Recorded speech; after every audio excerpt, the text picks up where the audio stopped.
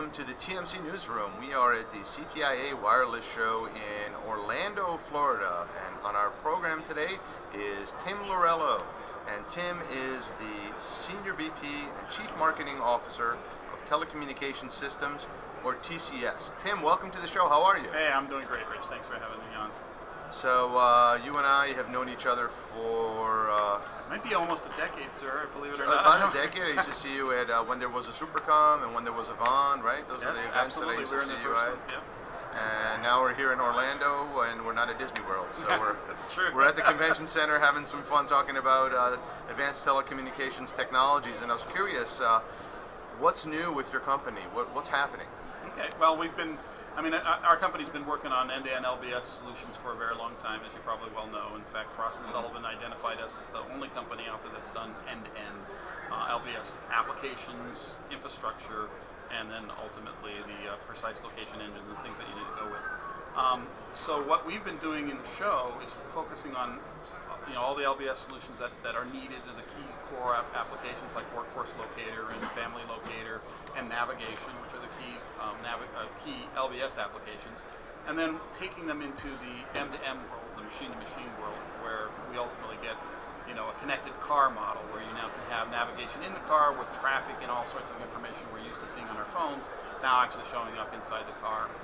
Partnering with QNX and ATX in Hyundai's models. We have a model Sonata in the booth, in fact, to show people how this connected car model kind of works.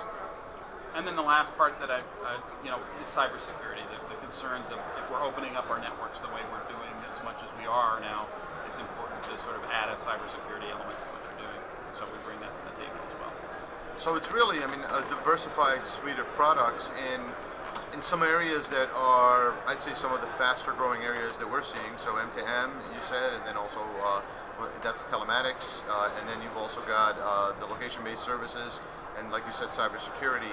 So how does your recent acquisition in the cybersecurity space help you support the carriers that are your customers? Yeah, that's a good question, because the acquisition we did in latter part of 2009, very tail end of 2009, was a company that specialized in supporting the Department of Defense. And basically, we are very, very well connected with the latest and most serious forms of cyber warfare out there in the market, out there in the world today.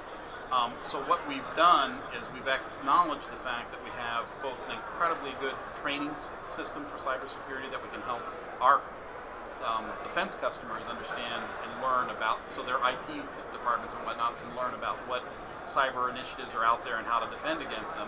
And then also we have programs to help them harden their environments and also sort of probe environments.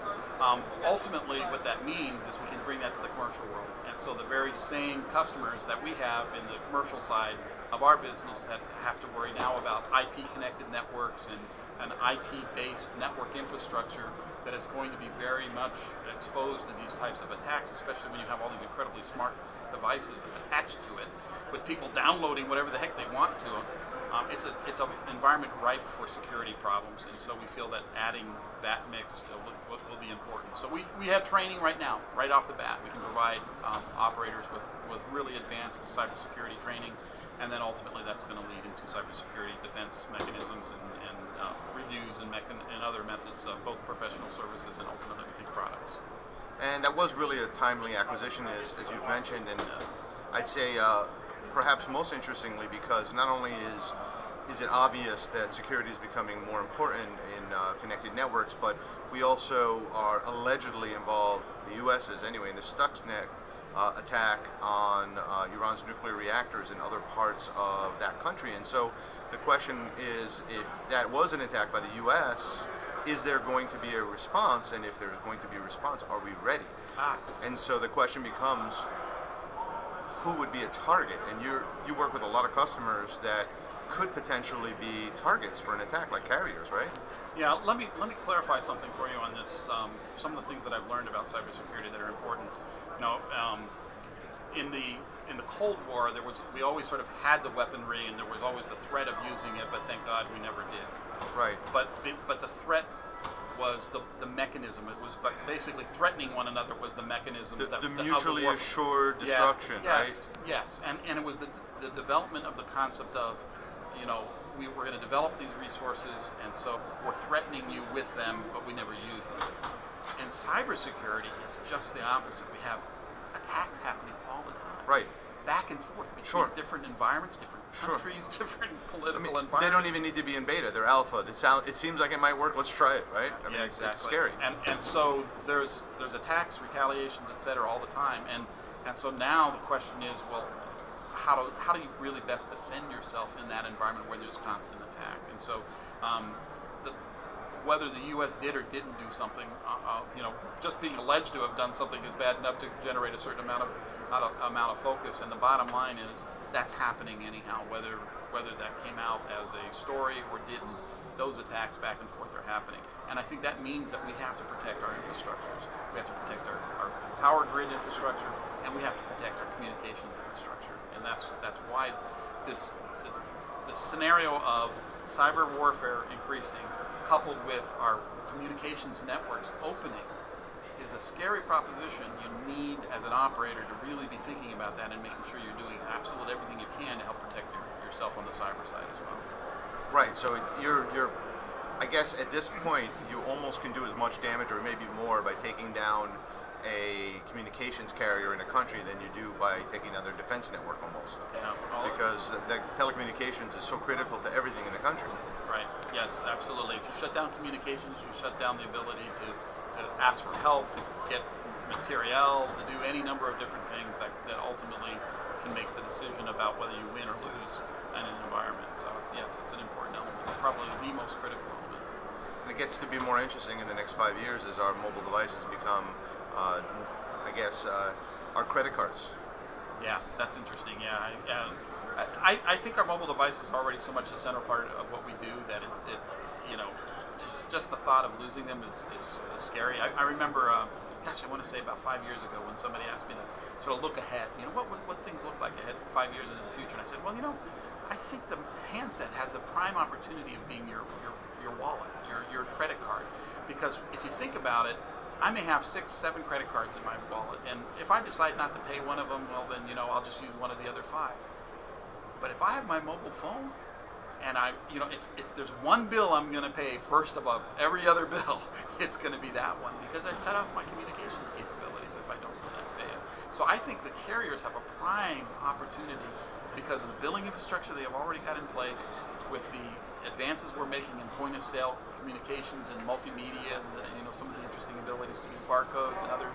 Well, there's NFC technology. And NFC is coming next. Right? Yep, It'll be in some of the phones soon. Absolutely, yeah. So I think it's going to be really quite exciting, and I think the operators have an interesting.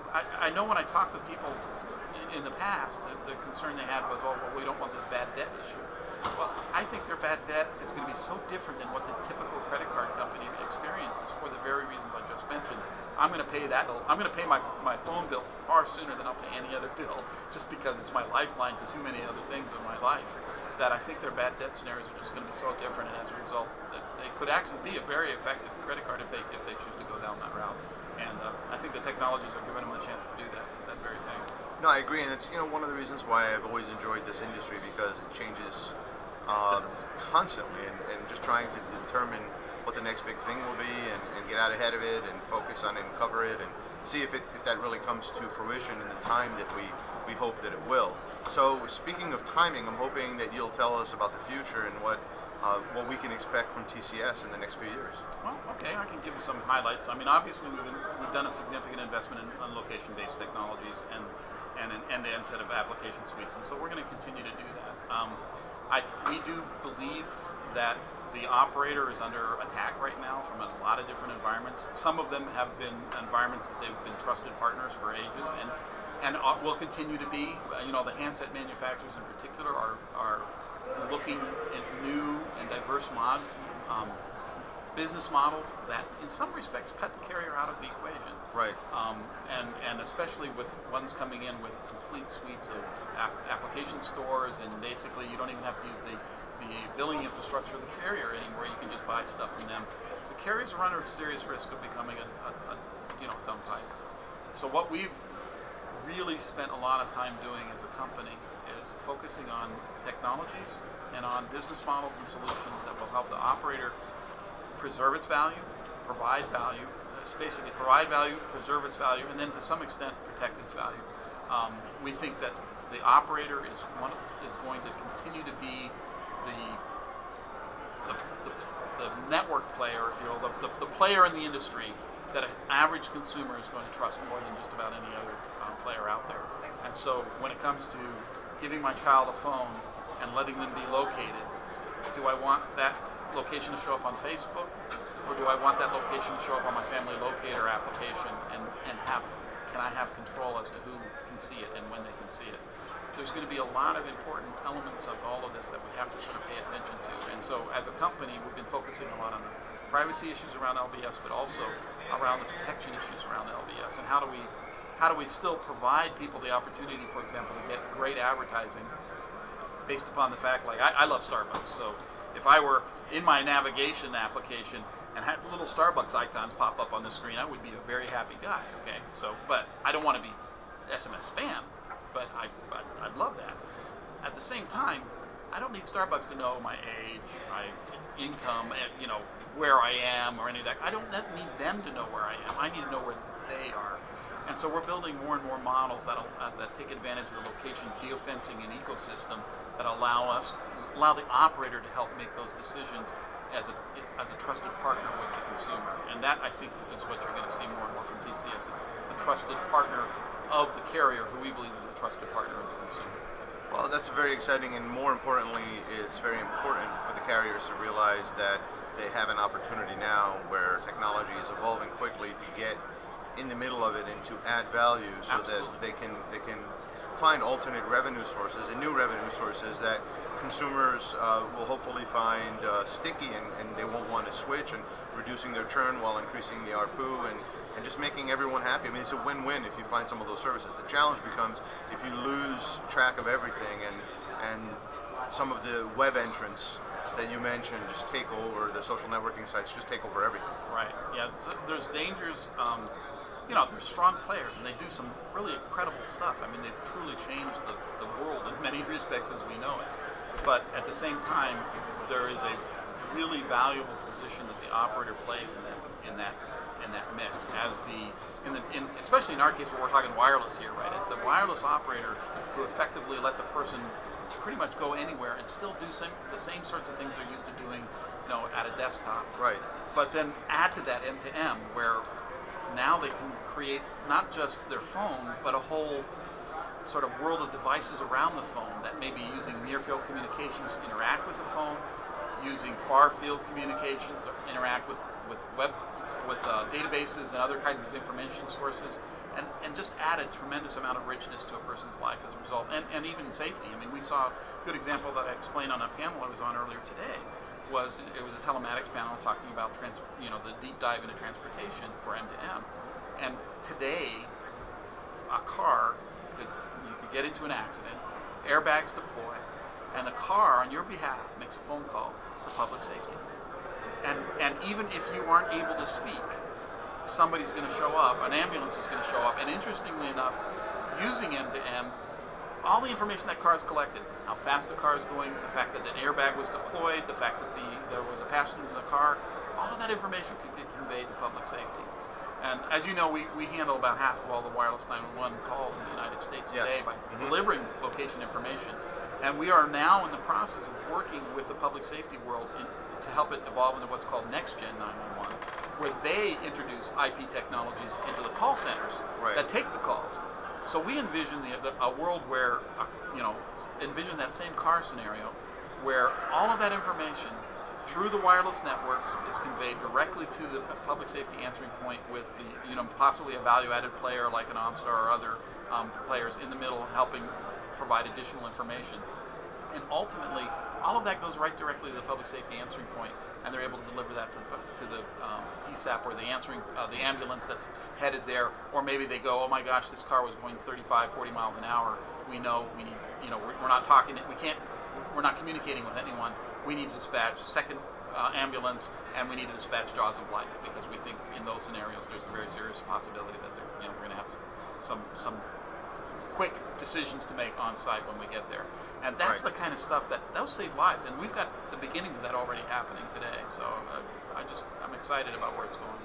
Well, Tim, as always, it's been a pleasure, and I love speaking with you because you not only tell me about what's happening today, but you have great insight into what's happening tomorrow. So Great, good luck, and I hope some of these predictions or some of these visions for the future come true.